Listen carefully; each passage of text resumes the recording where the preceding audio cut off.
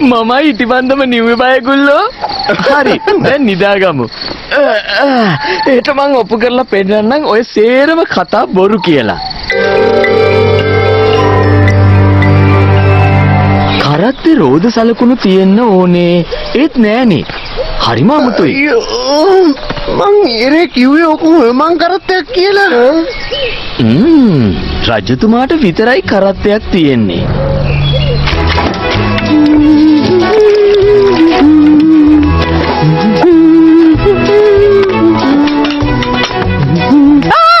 Robin ඔය මව බය කළා. ඕ අද මොකද මේ කලබල වෙලා? තාම කෑම හදන්න බැරි වුණා. අද මට උදේ නැගිටින්න බැරි වුණානේ. මොකද කසිකබ්බ ලොල්ලෝසුවක් නේද ජෝන් කුමාරයා අලුතෙන් හයි කරලා තියෙන්නේ. හොඳයි. එහෙනම් දැන් ඔයාලා යන්න එළියට. කෑම ලෑස්ති. ඉක්මනට එන්න.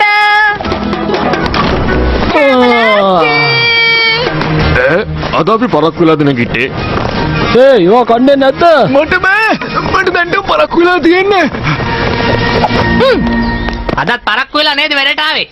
මං තමුන්ගේ මාස 3ක පඩි කපනවා. දැන් සැපද? මේක යාගේ වරද නෙවෙයි. මේ වැඩකට නැති ඔර්ලෝසුවේ හිට තමයි ඔක්කොම. හැමෝම පැමිණිලි කරනවා.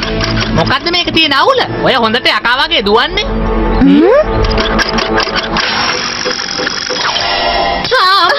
මොන කැංගිටියද මේ බාත්තුනේ? ඕකට වෙන්නේ හොඳට වැඩ කරනවා කියන්නේ. එනවා මෙතන මට කැඩිච්ච ඒවා ගෙනව ගන්නන්න.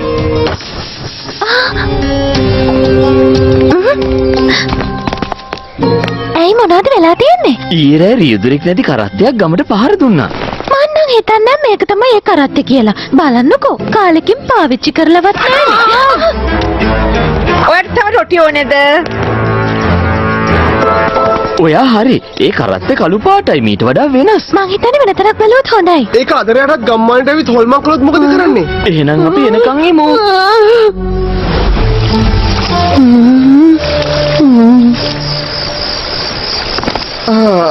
අපි මෙතන කාලේ කනවා විතරයි රොබින්. ඒක අද එන්නේ නැති වෙයි. එන්නේ නැත්තම් හොඳයි.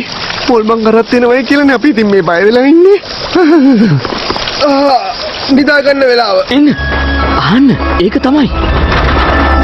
අම්මෝ හොල්මන් කරත්තේ අපි ඉවරයි. ඉන්නටක්. ජීවිතේ